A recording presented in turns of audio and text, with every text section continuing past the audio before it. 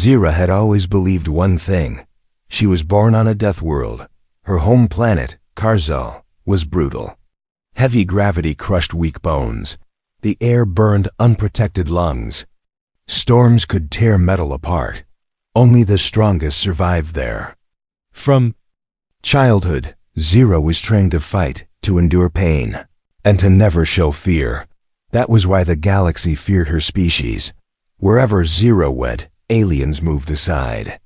Merchants lowered their eyes. Security drones followed her carefully. Everyone knew Deathworlders were dangerous. And Zira believed her kind was the only one. That belief had never been challenged. Until today, her small scout ship shook violently. As alarms screamed through the cockpit, hull breach detected. Zira growled and pulled the controls hard, but it was too late. A hidden debris field ripped through her engines. The ship spun out of control, flames licking the side panels. She scanned nearby systems. Only one planet was close enough for an emergency landing. Her eyes narrowed. The planet looked ordinary. Medium gravity. Thin cloud cover, green and brown landmasses. Galactic records marked it as low threat. No registered Deathworld species. No warnings, Zira snorted. Soft world. She muttered. The ship crashed through the atmosphere and slammed into a forest clearing. Trees snapped like twigs. Metal screamed. Then everything went silent. Smoke filled the air. Zira pushed open the cockpit hatch and stepped out, her boots sinking into damp soil. The gravity was lighter than home, almost relaxing. She rolled her shoulders and felt no strain at all. Weak planet. She activated her wrist scanner. Life signs nearby. One signal, humanoid. Zira followed it through the broken trees until she reached a small clearing. There, lying against a shattered metal pod, was a human. She stopped. Zira had seen humans before on screens, in records, in trade stations. They were classified as mid-tier species. Average strength, fragile bodies, low endurance. This one looked worse than average. The human wore a damaged armored suit. Blood stained his arm. His helmet was cracked, showing a pale face beneath. Zira tilted her head. So this is what survives here, she said aloud. She walked closer, studying him like a scientist studies a weak animal. The human's chest moved slowly, but he was alive. Suddenly his eyes opened. Zira did not step back. She did not reach for her weapon. Fear was something other species felt, not her. The human looked at her, blinking in confusion. His breathing slowed. Then, slowly, painfully, he tried to sit up. Zira raised an eyebrow. Stay down, she said. Your body will fail. The human coughed, then gave a weak smile. Guess, crash buddies? He said. Zira froze. He was joking. Despite the blood, despite the damage, despite being face to face with a Deathworlder, she felt something unfamiliar. Tighten in her chest. Annoyance. Double quotes. You should be afraid, Zira said coldly. Your species is not built for survival.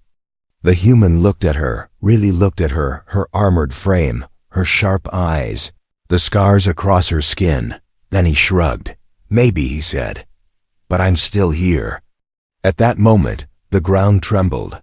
A deep rumble echoed through the forest. Zira's scanner screamed warnings. High-level predator detected. From the shadows between the trees, something massive moved. Heavy footsteps, low growls. The local apex predator had arrived, drawn by the crash. Zira smiled. Finally, a real test. She turned back to the human. Do not interfere, she ordered. This creature is mine. She stepped forward, ready to fight. But behind her, she heard movement. Fast, controlled. She turned just in time to see the human push himself to his feet. His injured arm hung uselessly at his side. Yet he stood upright, balanced, alert. Bad idea, the human said quietly. That thing hunts in pairs. Zira stared at him. How do you know? She demanded.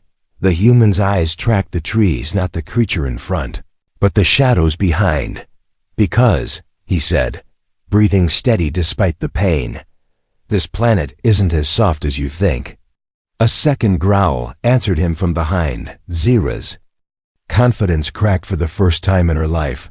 She had believed she was the only Deathworlder. As the human stepped beside her, injured, unafraid, and ready to fight, Zira realized something terrifying. This human did not come from a weak world. And for the first time, she wondered if she was the one who had been wrong all along. The forest went silent. Too silent. Zira's instincts screamed danger. On her homeworld, silence meant only one thing: something was about to die. The massive predator stepped into the clearing. Its body was low and wide, covered in thick dark plates. Rows of teeth glistened as it growled. Yellow eyes locked onto Zira. Behind her, the human did not run. That alone shocked her. Most species would already be screaming or frozen in fear. But the human Mark shifted his stance, placing his good foot forward. His injured arm held close to his body. Zira glanced at him. "Move back," she ordered. "You will slow me down." Mark did not answer right away. His eyes never left the creature. "Two of them," he said calmly. Zira's scanner confirmed it. Another predator moved through the trees behind them. Her grip tightened on her weapon. Clever beasts. The first predator charged. Zira roared and leapt forward, meeting it head-on. Her armored fist slammed into its skull with crushing force. Bones cracked. The creature staggered, but did not fall. Stronger than expected. The second predator lunged from the side. Zira twisted, but she was a fraction too slow.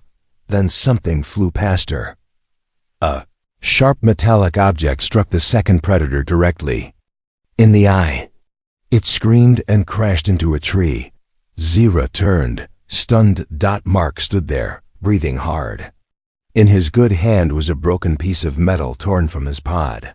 "You're welcome," he said. Zira stared at him. "You should not be able to throw that," she snapped. "Your muscles adapt," Mark interrupted. "Pain just tells us where the limits are." The first predator attacked again. This time, Zira and Mark moved together, without words. Zira drew its attention, dodging heavy strikes. Mark circled wide, limping but fast enough. When the creature lunged at Zira, Mark jumped onto its back and drove the metal shard deep between its armor plates. The beast collapsed with a thunderous crash. Silence returned. Zira stood still, chest rising and falling. Slowly, she turned to Mark. He was shaking now. Blood dripped from his arm. His face was pale, but he was smiling. "That," he said, "was close." Zira felt something shift inside her. "Respect. You fought like a Deathworlder," she said carefully. Mark frowned. "Is that a compliment?" "Yes," Zira replied. "And that concerns me." She helped him sit against a rock. Her hands paused as she touched his armor. His body temperature was high. His heart rate steady, too steady for someone this injured. "How are you still standing?" she asked. Mark shrugged weakly. "Humans don't get a choice. We adapt or we die." Those words echoed in Zira's mind. Back on Karzul, survival was everything. But humans, they sounded like they expected suffering. Her scanner beeped again. More movement. Not predators. This time. Weather systems. A violent storm was forming fast. Winds strong enough to tear flesh. Rain mixed with acidic compounds. Zira cursed. "This planet is unstable," she said. "We need shelter." Mark pointed toward the wreckage. "There's a cave system near the crash." "Saw it while falling." Zira looked at him sharply. "You noticed that while crashing?" "Yeah," he replied. "Long story." They moved quickly. Zira supported Mark, but she noticed something strange. He adjusted his steps to match hers, not slowing her down. Inside the cave, the storm hit. Wind howled like a living thing. Rain slammed the ground outside with deadly force. Zira watched the chaos, This world should not support life, she said quietly. Mark leaned back against the stone, exhausted. Earth isn't kind either. She looked at him. Your planet, she said. Is it worse than this? Mark closed his eyes for a moment. Different, he answered, but just as deadly. Zira felt a cold realization settle over her. If humans grew up surviving a world like that, then the galaxy's records were wrong, dangerously wrong.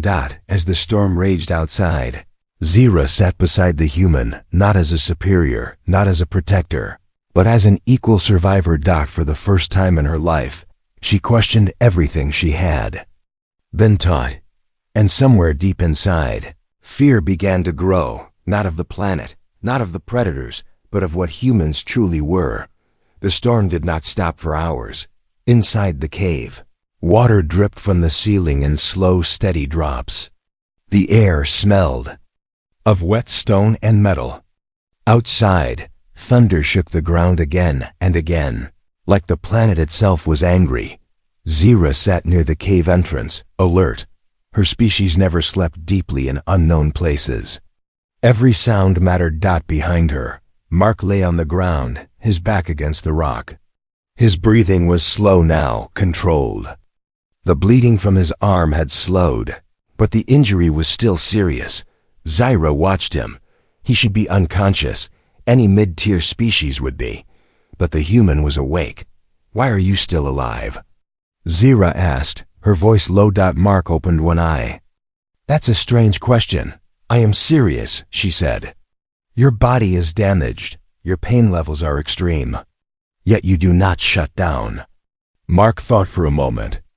Then he sat up slightly, wincing. On Earth, he said, we learn early that pain doesn't mean stop. It means, be careful. Zira frowned. Pain means weakness, she replied. On Karzal, the weak die. Mark gave a tired smile. Same result, different lesson. The words stayed with her. Zira activated her wrist device and projected a small hologram. Planetary data scrolled in the air. Earth, she said. Your homeworld is listed as a moderate-risk planet. Not a death world. Mark laughed softly. It turned into a cough. That explains a lot, he said. Zira looked at him sharply. Explain. Mark pointed upward, toward the cave ceiling, toward the storm beyond. Earth does this too, he said. Hurricanes, quakes, fires, floods, sometimes all at once. Zira's eyes narrowed. Your records do not show this. Because we don't brag, Mark replied. We just survive. Zira felt irritation rise.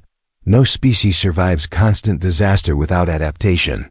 Mark nodded. Exactly. He shifted, sitting more upright. Now, despite the pain, our gravity is heavy. Our diseases mutate fast. Our predators don't play fair. And the worst part? He paused. Other humans. Zira stiffened. You fight your own kind? Mark met her eyes. There was no pride there. Only truth. All the time. Silence filled the cave. On Karzal, internal conflict was rare. Resources were too limited. Weakness was not tolerated. Humans sounded chaotic, and yet, Zira said slowly, you still advance. You explore space, you survive.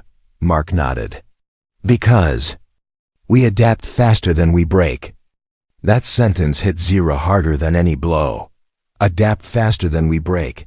She replayed the fight in her mind, his injured body, his steady movements, his calm awareness that she had seen warriors with stronger muscles, but she had never seen endurance. Like this, Zira lowered her scanner toward him. The readings were strange. His stress chemicals were high but controlled.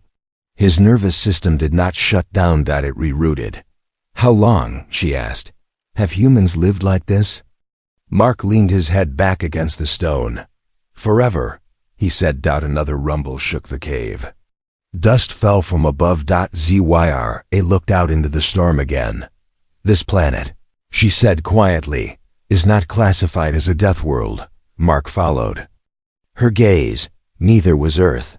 Not at first. That chilled her. If the galaxy failed to recognize Earth as a Deathworld, then how many mistakes had already been made? Her device beeped softly. Long-range scan complete. Zyra's breath caught. Multiple signals. Ships. Not rescue. Hunters. They found us, she said. Mark's expression changed instantly. The exhaustion faded, replaced by sharp focus. Who? He asked. Slavers, Zyra replied. They hunt rare species. Deathworlders are valuable. Mark pushed himself to his feet. With that storm? He asked. They do not care, Zyra said. They never do. Mark tested his injured arm, then picked up a fallen piece of metal from the cave floor. Then, he said calmly, we don't let them take us. Zyra stared at him. Outnumbered, injured, no weapons. And yet the human was ready. For the first time, Zyra felt true uncertainty, not fear of death, fear of understanding. If humans were like this, then the galaxy had been calling the wrong species dangerous. And when the hunters arrived, they were about to learn the truth. The storm hid everything. Lightning tore across the sky, lighting the forest for only a second at a time. Wind screamed through broken trees. Rain struck the ground like falling metal. Perfect cover. Zyra watched the scanners carefully. 3 ships hovered above the forest, their engines quiet. Dropships descended slowly, searching. Slavers. They moved with confidence. That angered her. These hunters think this world is weak, Zyra said quietly. They believe we are trapped. Mark crouched beside her, his injured arm strapped tight with torn fabric. His face was pale, but his eyes were sharp. Good, he replied. Let them think that. The first slaver squad entered the forest. They were tall, armored, and heavily armed. Thermal weapons hummed in their hands. Their leader scanned the area and laughed. 2 targets, he said. 1 injured human. 1 Deathworld female. Easy credits. Zyra's claws flexed. Mark touched her arm lightly. Wait, he whispered. Zyra hesitated. She was not used to waiting, but she did. The slavers moved deeper into the trees. Then the ground gave way. The lead slaver fell into a pit hidden under wet leaves. Spikes of broken metal pierced his armor. His scream was cut short. The forest answered with silence. The other slavers froze. What was that? One shouted. Mark moved fast. He burst from cover and slammed into the nearest slaver, using momentum instead of strength. He drove the slaver into a tree, stole the weapon, and fired without hesitation. Zyra charged at the same time. She crashed into another slaver, tearing his weapon away and throwing him into the mud. Armor cracked under her strike. The slavers panicked. They're not fighting like prey. One screamed. Zyra felt satisfaction. The storm intensified. Rain blinded sensors. Wind distorted sound. Mark used the environment perfectly. He disappeared, reappeared, struck, vanished again. Every movement was painful, but he ignored it. Pain was a tool. Zyra saw it clearly now. One slaver fired wildly into the darkness. Mark tackled him from the side. They rolled across the ground. The slaver tried to scream. Mark covered his mouth and ended the fight quickly. When Mark stood again, he swayed. Zyra caught him before he fell. You are injured, she said. You should stop. Mark shook his head. If we stop, he said, breathing hard, they win. More dropships landed. Too many. Zyra realized the truth. We cannot defeat them all, she said. Mark looked toward the storm, then at the towering trees. No, he agreed. But we can scare them. He grabbed a slaver communicator and activated it. This is Mark, he said calmly into the device. You're on a Deathworld, and you just attacked 2 survivors. Static answered. Then laughter. Mark smiled. He lifted a heavy power cell and hurled it into the air. Zyra reacted instantly, shooting it mid-flight. The explosion lit the sky, trees burned. Shockwaves tore through the forest. The slaver ships recoiled. Mark's voice returned to the channel. "That was a warning," he said. "Next time we don't miss." Silence followed. Then panic. "Withdraw!" someone shouted. "This planet is hostile." The dropships lifted fast, retreating into the storm.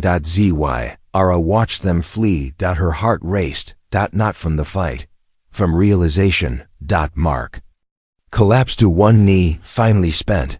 Zira knelt beside him. "You turned hunters into prey," she said slowly. "Without superior weapons, without fear." Mark laughed weakly. "Welcome to human problem-solving." The storm began to fade. Zira looked at the retreating ships, then back at the injured human who had forced a slaver fleet to retreat. For the first time, Zira understood the truth. Humans were not dangerous because they were strong. They were dangerous because they refused to lose.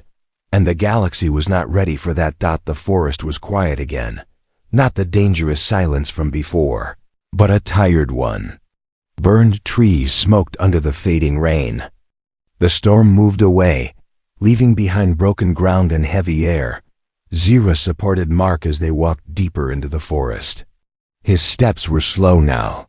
Every movement hurt. He had finally reached his limit. Zira guided him into a natural shelter formed by fallen stone and thick roots. It was dry. Safe enough. Mark sat down hard, breathing heavy.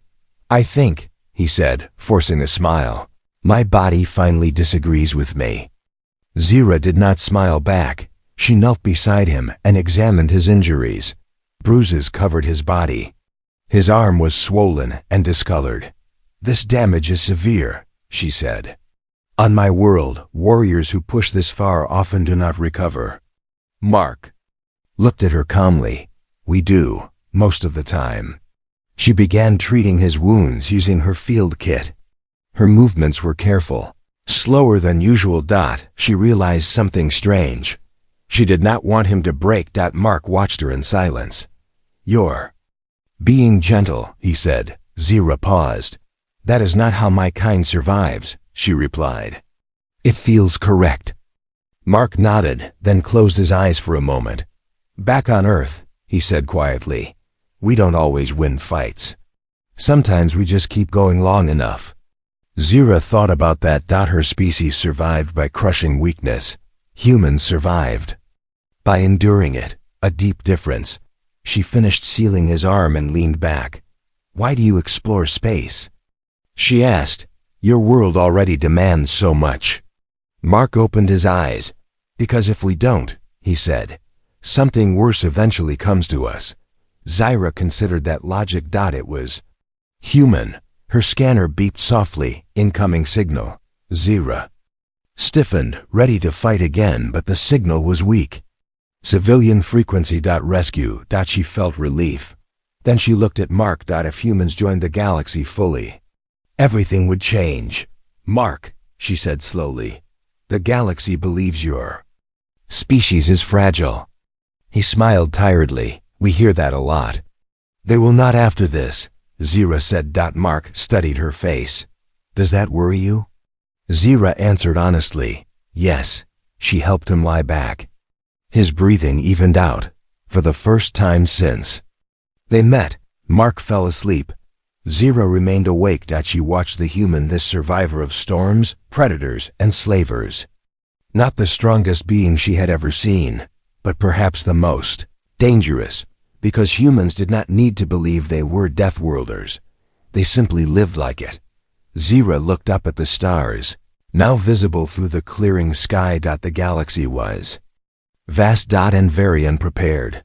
The rescue ship arrived at dawn. Its engines hummed low as it hovered above the forest, careful not to disturb the ground further. Medical drones descended first, scanning the area. Zira stood protectively in front of Mark. Drones paused. They adjusted their threat protocols. Mark, half awake, opened his eyes. "Guess we made it," he murmured. Zyra said nothing. She watched as armored figures stepped out of the ship. Galactic Union officers. Calm, professional. But confused. Their scanners showed impossible readings. A human alive after extreme trauma. Slaver ships retreating. Predator casualties scattered across a low-risk world. One officer approached Zira. "You sent the distress signal," he said. "You are unharmed?" Zira met his gaze. "Yes," she replied. "Because I was not alone." She looked down at Mark. The officers followed her gaze. A murmur spread among them. "A human?" One whispered, "Here?" Medical teams rushed to Mark. He resisted weakly. "I'm fine," he said. "Mostly." They ignored him. As Mark was lifted onto a medical stretcher, Zira walked beside him. "You should let them help," she said. Nodded. "Trust me." "I will." Inside the ship, the truth began to spread. Combat recordings from Zira's armor were uploaded. Slaver communications intercepted. Environmental data reviewed. The officers watched in silence. A human fighting through pain. Using terrain, weather, fear, turning hunters into fugitives. One officer swallowed hard. "Our records say humans are mid-tier," he said. "This contradicts everything." Zira crossed her arms. "Your records are incomplete," she replied. "Humans are not Deathworlders because they are strong." She paused. "They are Deathworlders because they endure." The room went quiet. Mark woke during transit. His arm was immobilized, his body wrapped in medical support. Zira sat nearby. "They are afraid," he said softly. "Yes," Zira replied. "Of you," Mark sighed. "That's not good." Zira studied him. "Fear does not always lead to hatred," she said. "Sometimes it leads to respect." The ship exited the planet's orbit. Below them, the world looked peaceful again, green, calm, silent. A lie. In orbit, a secure channel opened. Galactic Council request. Zira accepted. A dozen alien faces appeared. Powerful, ancient, nervous. "Explain," one demanded. Zira spoke clearly. She described the crash, the predators, the slavers, the storm. Then she said the words that would echo across the galaxy. "I believed I was the only Deathworlder," Zira said. "I was wrong." She turned the camera toward Mark. "He is human, and he survived everything this world and your hunters could throw at him." Silence followed. One council member whispered, "How many more like him exist?" Mark smiled faintly. "About 8 billion, he said. The channel cut abruptly. Zira looked at him. "You have changed the balance," she said. Mark closed his eyes. "We usually do." As the ship jumped to faster than light, Zira understood something clearly. The galaxy had just met humanity, and it would never feel safe in the same way again. The Galactic Council chamber had never been so quiet. Massive beings from dozens of worlds watched the screen in silence. Data scrolled beside the image of a single human lying on a medical bed. Injury reports, survival odds, combat analysis. None of it made sense. Zira stood alone in the center of the chamber. She felt no fear. Once she had stood here as a feared Deathworlder. Today, she stood as a witness. "Your classifications are wrong," Zira said calmly. "Humans do not look dangerous because they are not built to intimidate." A council member leaned forward. "Then why did slavers retreat?" It demanded. "Why did predators fall? Why did one injured human survive what entire squads could not?" Zira answered without hesitation. "Because humans do not measure life in comfort," she said. "They measure it in endurance." The chamber stirred. Mark's medical pod was projected into the center of the room. His vitals were stable now, healing, alive. "He fought while bleeding," Zira continued. "He planned while in pain. He stood when logic said he should fall." She looked directly at the council. "That is what a Deathworld creates." A long pause followed. Then one of the oldest council members spoke. "What would humans do?" It asked slowly, if the galaxy turned against them? Zyra remembered Mark's calm eyes. His quiet voice. They would survive, she said. And then they would adapt. The chamber erupted in nervous discussion. Across the station, Mark woke up. He felt heavy, tired, but alive. Zyra was there when he opened his eyes. You're famous now, she said. Mark groaned. That sounds exhausting. She allowed herself a small smile. The galaxy is rewriting its records, Zyra said. Humans are no longer listed as mid-tier. Mark looked at her. So what are we now? Zyra answered honestly. Unknown, she said. And that frightens them more than strength. Days later, the announcement spread across known space. Humanity. High-risk species homeworld. Reclassified Deathworld. Advisory. Do not underestimate some feared humans. Some respected them. Some tried to stay very far away. Mark recovered slowly. When he could walk again, he stood beside Zyra at a viewport, watching stars drift past. You still think you're the only Deathworlder? He asked. Zyra shook her head. No, she said. But I know something worse. He raised an eyebrow. You don't even need to believe it, she continued. You simply live it. Mark laughed softly. Guess that's just being human. Zyra watched the stars. Once, she had believed the galaxy was simple. Strong worlds. Weak worlds. Hunters and prey. Now she knew the truth.